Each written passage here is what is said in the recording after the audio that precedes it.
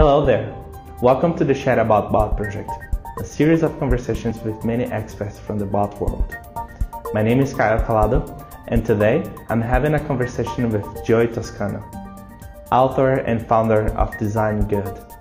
We're going to talk about his upcoming book, Automating Humanity, Design, and some other really interesting topics like AI and automation and ethics. We're going to get to that right after this message. Hi, my name is Sergio Passos. I'm CTO at Take. We are the leading Brazilian company for conversational apps and chatbots. Being the mobile market for more than 19 years has given us the expertise to build great conversational experience. To do so, we use Blip, our platform that integrates the best tools to build, run, and evolve chatbots. We believe that a single message can change the world, and that's why we think it is so relevant to chat about bots. Hello everybody. Today I'm here with Joe. Thank you so much for being here with us. Yeah, thank you for having me. I'm excited. And before we start, I would just like to chat a little bit. You're in Brazil, right? Right now? Yeah. Yeah. What were you doing here? Oh man, well, seeing everyone down here, number one, but also coming down for a conference we have with Bots for You. So that was really exciting, really fun. Great attendance and really beautiful people in the crowd, so it was awesome to talk to everyone. And you gave a presentation there, right? I did. What was it about? It was about chatbots, conversation design, and the future, where it's all headed. Oh, nice. And well, today the conversation is about bots, and we have many things to talk about it. But before we get to that point, I would like to get to know a little bit more about you and how you get into the bot world. Yeah. So I've been working with the practice of automation and artificial intelligence since I was in college. I did a lot of research in psychology, so I got a lot of that kind of education in how to make things think, you know. Learned a different perspective, not just engineering. I learned it from a very human base. But from there, I got into design, I got into code, and I started to put them together and build a system of thinking pieces, you know.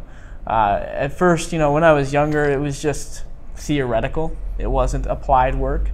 But over time, I started to build real things, and they came to life. And I started to see some success in my career because of that. So I moved very quickly, I think, through the workforce, out to Colorado from Nebraska, and then out to California from Colorado. That's where I was consulting for Google out there. So it was a really good opportunity to work with artificial intelligence, not only with Google, but within RGA as well. So I've worked on several artificial intelligence projects, things you may or may not have heard of, and it's been a really interesting journey. And through this journey, you probably got to know a lot of people and lots of different definitions of bots. Yeah. If you have like your definition of bots, what would that be? Yeah, that's an interesting question. I think my definition is much broader, much wider than a lot of people's. I consider a bot to be any form of artificial intelligence. It doesn't have to be a chat bot in a messenger platform. It doesn't have to be a robot in a machine. It is an intelligent system that can take an input and create an output after processing the data. I think the baseline of intelligence is the ability to consume, use, and store information, which is very broad, but that's what intelligence really is. That's the fundamentals of it. And artificial intelligence is just an artificial form of that.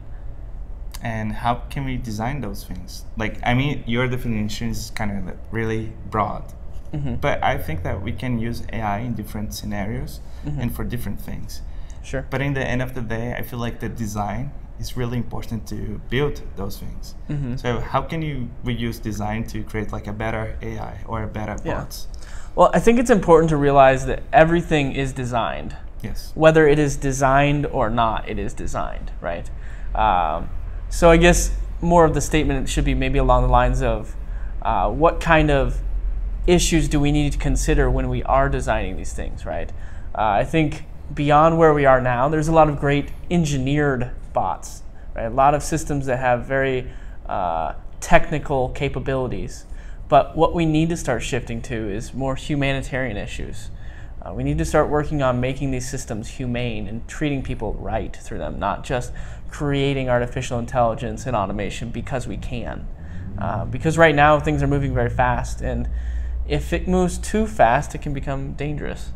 So I think there's a point where design, right, as it is in a bigger picture, needs to take into consideration all the humanitarian aspects of things. What do you mean by like make those things more humane? Like more ethical, more human-like, or more connected to the human experiences? What do you mean by that?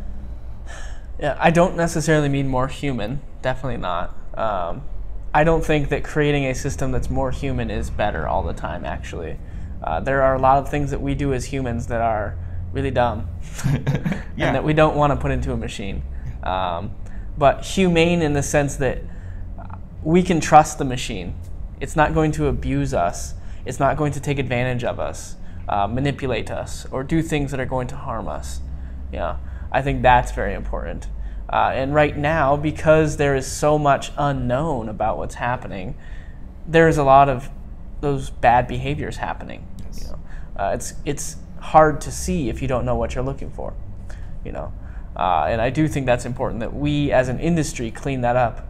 Otherwise, I think we will get in trouble by the people who are using our products. I think they will push back, and it won't be good for our business. So it's better that we get ahead of the curve and that we do it ourselves. Yeah, I feel like we are getting to the point to talk about your book, but I would like to walk through some other things on bots before we get to that point. Because it is really important to talk about that ethical part and make people understand what they're like dealing with and how they can make like better products and better for the humane part itself. Why is it so hard to create like a good bot in a sense of being like ethical and also good for business? Because I mean, sometimes people think that good for business is the same of like taking data or other stuff, but that doesn't mean like that needs to be like that all the time. I think the challenge is taking these issues and putting financial numbers to them. I think. But what do you mean financial numbers? Like return of investments? Are you talking return on investment? Yeah. It's hard to say how much someone's experience costs. Yes. Right. I think we're starting to get to the point where we have those numbers. Like for example, in terms of privacy and data collection, if you were to figure out how many hours it takes people to read all the terms and service agreements that they have to in order to understand what we're collecting and using, it would take an average American 10 days. That's insane. You're not going to spend 10 days of your year reading terms and service agreements. That should be our job as the technical people to figure that out, right? To make that easy for them, to make it easy for them to understand what we are taking from them and how it's being used. That cost at the end of the day is millions of dollars to people, right? If you take the whole population of the United States times 10 days, that's millions of dollars. So it's things like that we're just starting now to get the financial returns put to humane issues. And it's not easy, but I do think we're getting there. That's a big part of what I'm trying to do with my book, yeah. So let's talk a little bit more about conversational copy design. How do we do that? Yeah, well, I think it's a new field for a lot of people. Yes. At least the way it's been branded, but it's not really a new field. Yes. Right? We have a lot of people that went to school in the States for English, down here for Portuguese. We learn it in school, how to read and write. Most of us don't ever perfect it in school. And now that we have conversation as an interface, we're more interested in relearning it again, which is really interesting to me, actually. But I think that this is more of an opportunity for copywriters and for people who enjoy writing or do that as a living than it is an opportunity for visual designers to switch careers.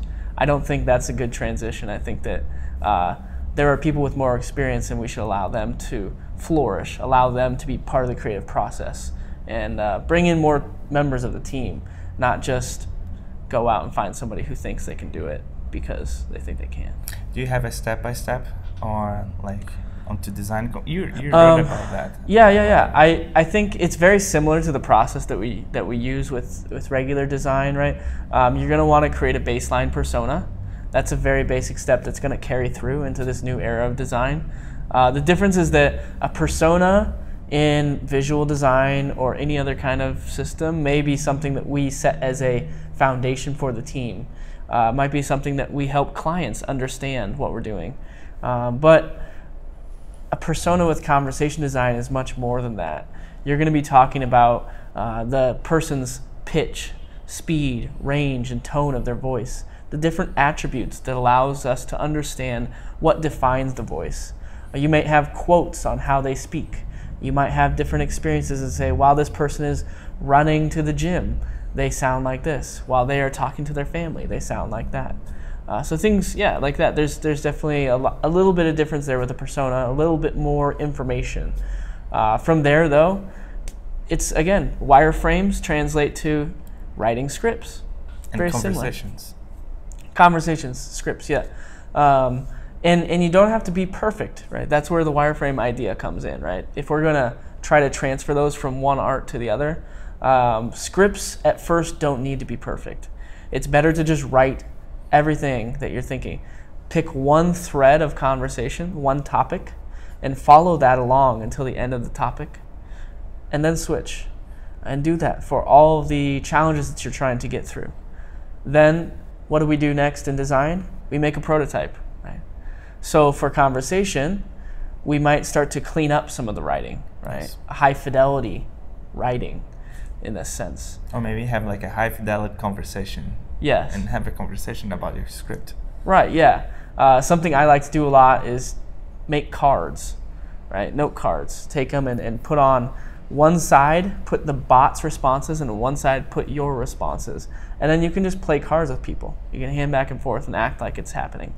It's much faster than trying to engineer the system. It's much faster than trying to work with any kind of template or prototyping tool.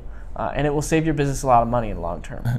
Yeah. And then after that, right, once you've tested it, then you can start to engineer it. Then you get to the build part, just like we do with regular design, right? And at that point, the challenge is part in building it. It is challenging to build these systems. It gets very messy because language is messy. It's not logical. It doesn't flow straight. It does a lot of weird things. But even more difficult than building it is maintaining it. With a software like an application that's a GUI interface, we can push updates every 3 to 6 months, maybe once a year if we do it well.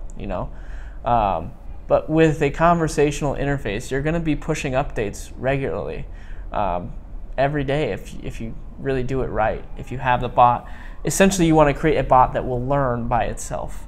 Because if you're sitting in there trying to program the whole thing, it's going to take you years to get it done. Yes.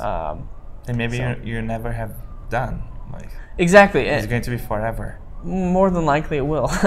Yeah, even if you train it. I mean, it's always going to be learning things. Language is infinitely large. And also evolves with time. Yeah, so it will never be perfect, and that's something that you just have to get used to, something that your company has to be okay with. It's going to take a lot of work, and it's going to be a lot of work for the rest of the time that it's around. So let's talk a little bit more about your book. One day you decided to write a book. How was it? I know that this... Yeah.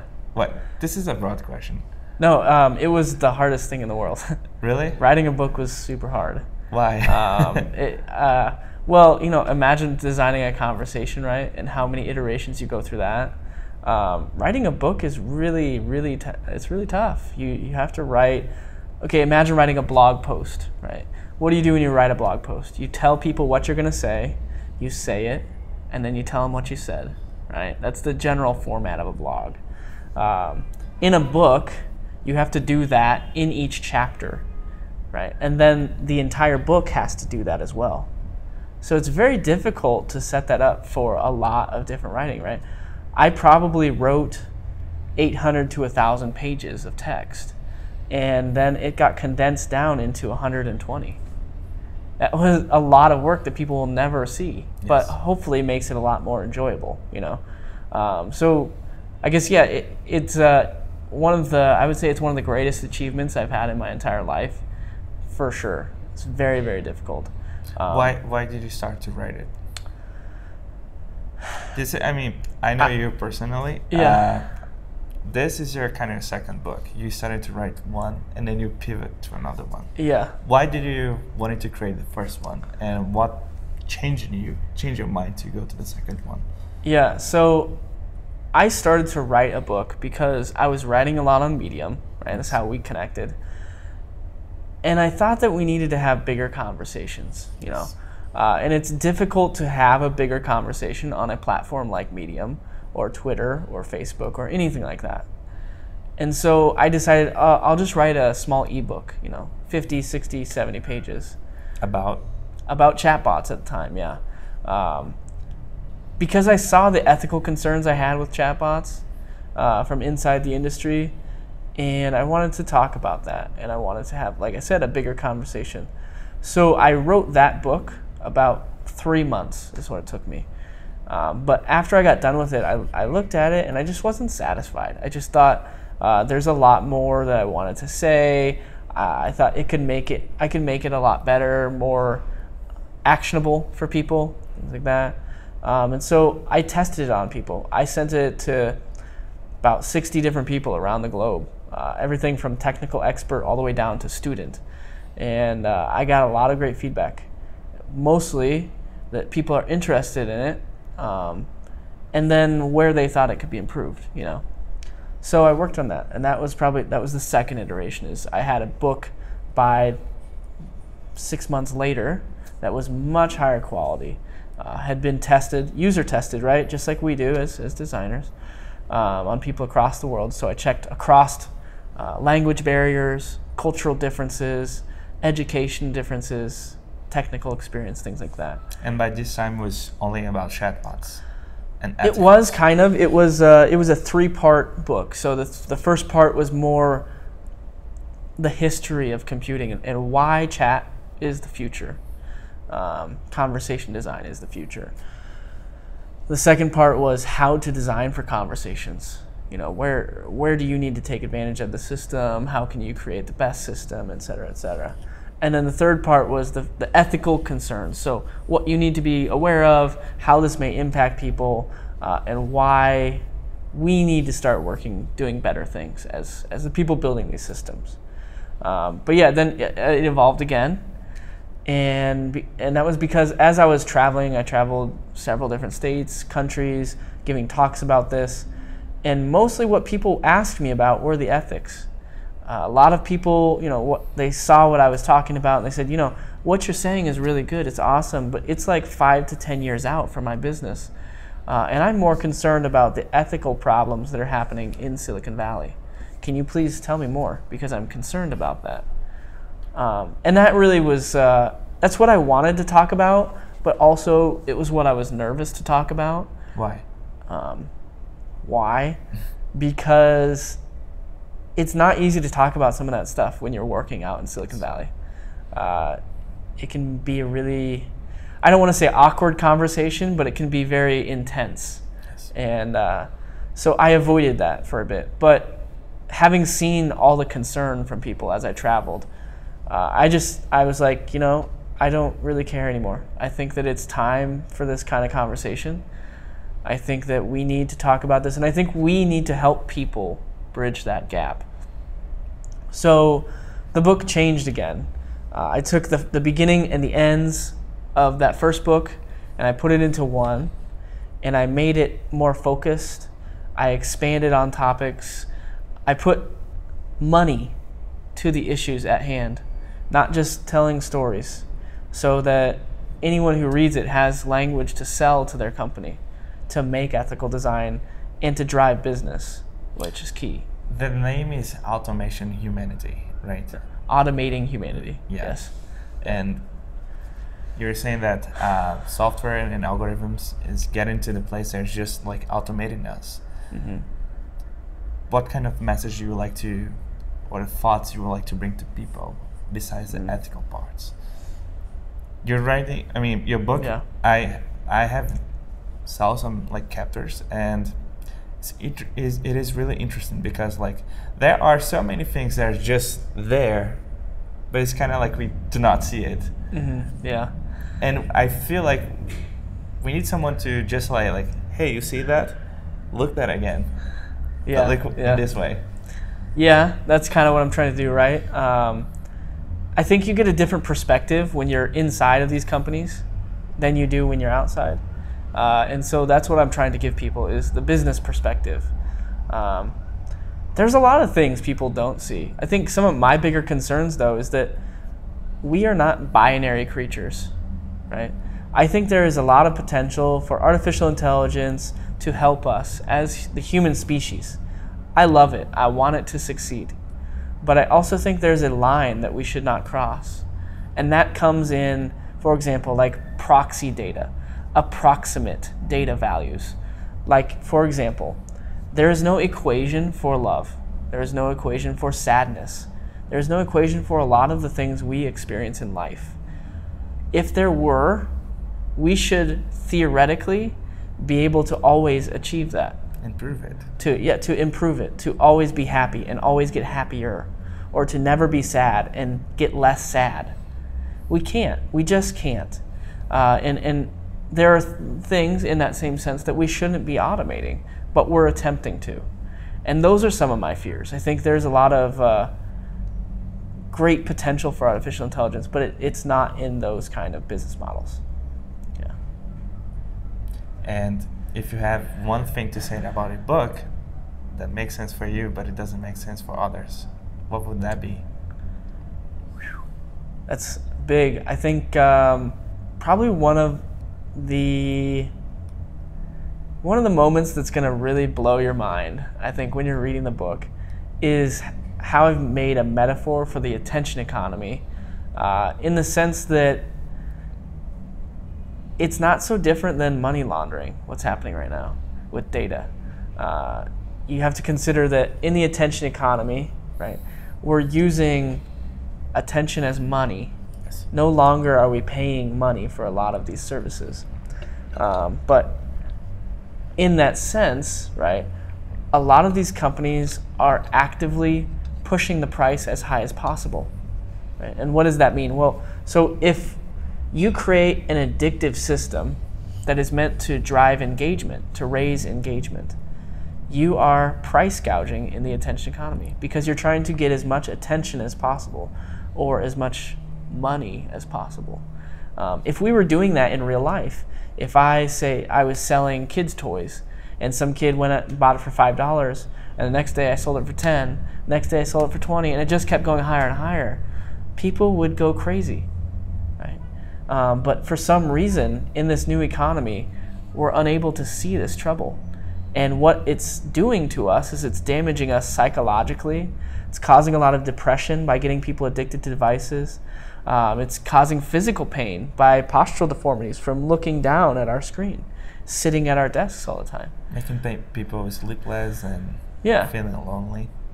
So I think that's going to be a really interesting part. I'm not going to go into the full depths of it here, but there's a lot of different ideas in there that probably have not been thought of before.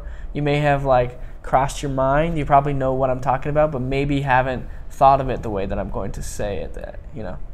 So I wonder if you have any advice that you can give to yourself a year ago, after all the things that you've done, study and written. It was a lot, especially in the past 3-4 months. Yeah. If you could go back a year, find yourself, say hey Joe, what's up? I think from a human perspective, living life thing, I would tell myself to take better care of myself, because it's very difficult to do when you're on the road. Yes. And I've been on the road for 14 months now, almost nonstop. How many cities have you visited in States? I don't know the number of cities actually, but 19 different states or nations across 3 continents. It will be 4 continents in a month and a half. So a lot of the world, and it's been great. I've met tons of incredible people. I've had a lot of great connections, and I'm blessed to be in the position I'm in. But it's very difficult to take care of yourself, and I would say, I would focus on that. And I think that's something we can all learn. we all take advantage of our youth. We all take advantage of our stability in our lives. But I think it's good for all of us to take time to take care of ourselves as well. Even if we have that stability and that youth and whatever else we have, it's good to get ready for the future. Yeah. And your book is kind of the future as well, right? You're kind of like creating like a foundation for the future. Absolutely. What are the future that you want to have in a few years? Yeah. Well, the foundation, what I'm trying to set right now, like you said, is for my new nonprofit called designgood.tech. I chose that name because it can extend to a lot. You can talk about designing good environments with technology. You could talk about designing good workplaces with technology, designing good schools, whatever that may be. And my foundation right now is setting that ethical framework, but I hope to find a lot of people who want to do that as well. You know, I can't do this alone. This is going to take all of us. And I want to help amplify the voices that want to do this. You know, I'm trying to leverage my opportunities to give others more opportunities and to expand this quicker, because we need to see change in the next few years very quickly. And it's going to take all of us to make that change, not just me. So I hope to use it as a platform for all of us as designers to have a better voice. And create like a better future. Absolutely, yeah. And I think this is all. And thank you so much for this conversation. It was nice. I'm really excited for your book. It's coming, right?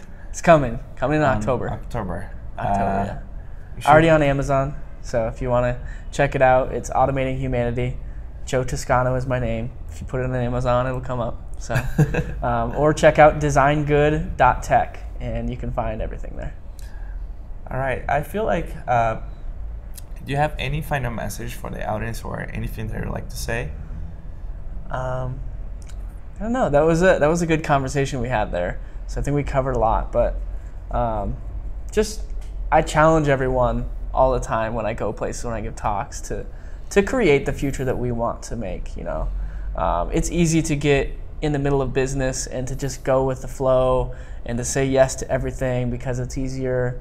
But I challenge everyone to just fight for the future that we want to be a part of. You know, not one that is controlled by ruthless automation, which is kind of where we're headed right now. So it's not easy, but we can do it.